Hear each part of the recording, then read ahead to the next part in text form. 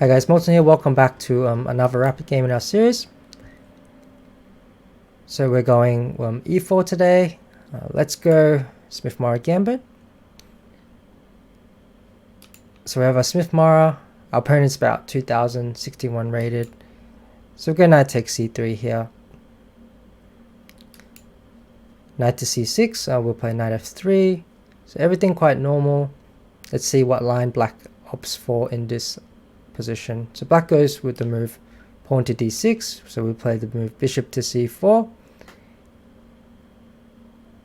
and here black plays knight f6. So this is quite surprising. This line is actually known to be sort of like a trap here for white to get players into. We can actually play the move pawn to e5 in this position.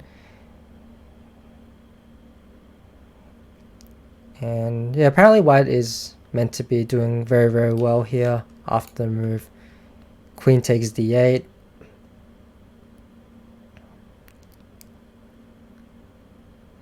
And if king takes, I think the move is knight to g5.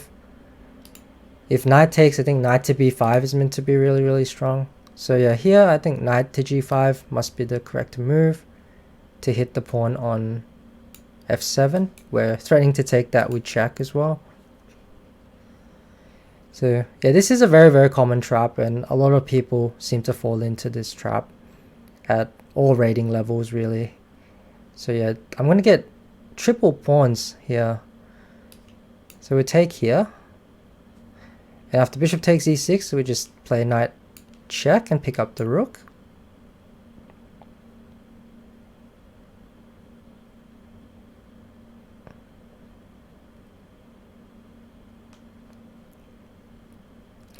So now, yeah, white's completely winning because we're material up. Also, by the time black manages to capture the knight, we would have developed all our remaining pieces. Sure, about g5, we can just take that pawn.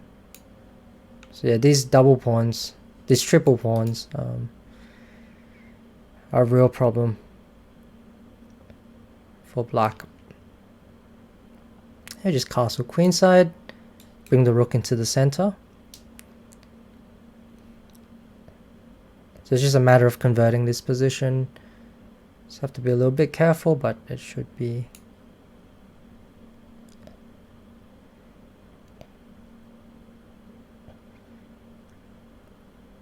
fine.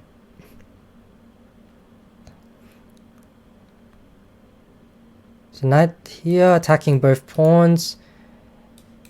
Yeah, knight takes h2 is most likely going to get the knight trapped, so I think we just play the move pawn to f3 in this position. Knight goes to f2, rook d2, the knight is also trapped there.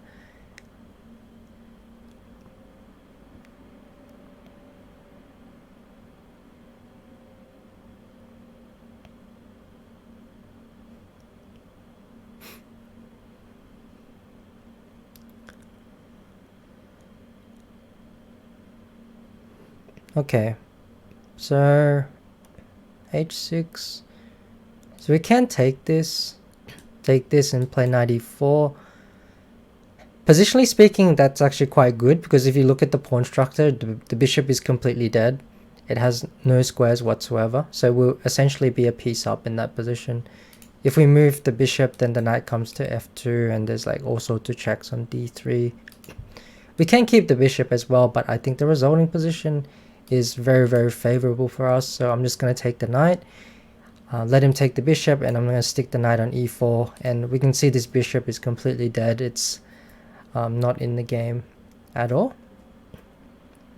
And this is something you can do if you notice your opponent's bishop is stuck behind a bunch of pawns. You can sort of blockade those pawns, and the bishop never really gets into the game now. I mean, you can put the bishop on f6, but yeah, these triple pawns are meaning they're never going to be able to go free unless I move my knight.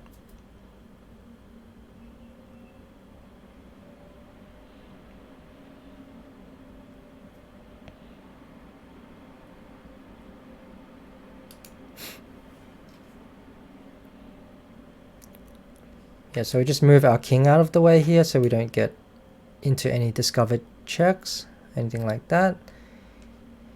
If knight to d4, we just play rook to c1. We're playing essentially a rook up because the bishop is not in the game. So we play rook c1, kill off any counterplay, make sure the rook doesn't get into this second rank. Now if he doesn't trade rooks, our rook comes into c7. I'm not too interested in taking this pawn on g5, even though I can at any point, because I just don't want the bishop to get into the game.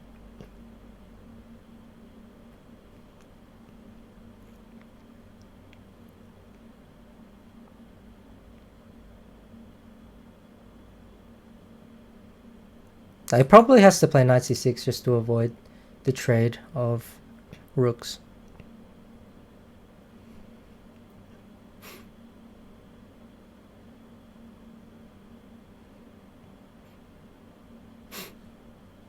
Maybe I will take the pawn now.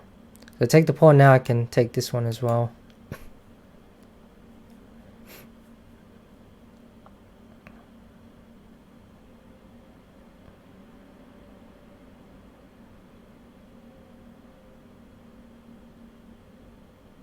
Okay, so we can take this pawn on e6 if we want. I don't think it's that great. I'm just going to go back to e4. Now the plan is just to push all the kingside pawns up the board.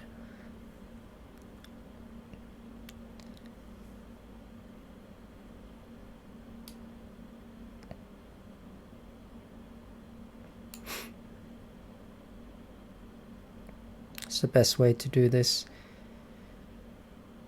If I go g5, bishop g7,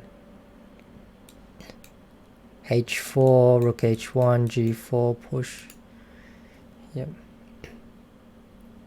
I just have to make sure that I can push these pawns up. Preferably I want to get this pawn to h5. Yeah, so it's winning for white. So in the opening, yeah, you want to make sure you don't fall into this trap as black. And if you're playing from the white side, yes, it's very common that people fall into this. And after e5, it's completely winning now for white. I think the best move is to take back with the knight.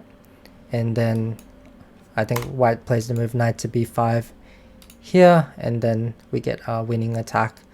There's actually a way for black to get into a checkmate here. I can't remember how it was. I think it's like rook b8. It might be knight takes e5, I think. Yeah, I can't remember exactly where the checkmate was. Somewhere around here. But I know this line is winning for white after takes and bishop to e3 here. So I hope you enjoyed this quick video on Smith Morra. Thanks for watching, and I'll catch you guys on the next one. Take care.